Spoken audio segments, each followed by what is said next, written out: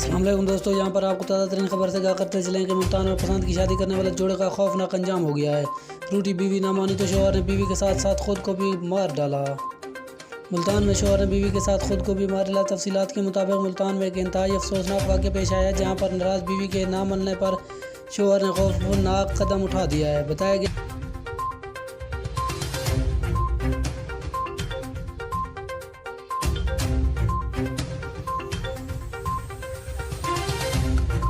मुल्तान में एक शख्स नाराज़ बीवी को मनाने ससुराल गया, ताहम नाकामी पर इंतहाई कदम उठाते हुए खातून के साथ साथ खुद को भी गोली मार दी। पुलिस ने लाशें पोस्टमार्टम के लिए अस्पताल मुंतकिल कर दी। पुलिस के मुताबिक जोड़े की शादी 10 साल कबल पसंद से हुई थी। अहल खाना के मुताबिक घरेलू अखराजात पर अक्सर दोनों में झगड़ा रहता था। मकतूला की वालिदा का कहना है कि उनकी बेटी शौहर के साथ जाना नहीं चाहती, ताहम इसने लोहारी गेट थाने में भी अरसानी की दरख्वास्त दे रखी है। पुलिस के मुताबिक खातून और मर्द को गोलियां लगी लाशें मिली। घरेलू झगड़े का मामला लगता है मज़ीद तहकीकात कर रहे हैं। ख्याल रहे कि पाकिस्तान के कई इलाकों में आज भी पसंद की शादी मायूब समझा जाता है।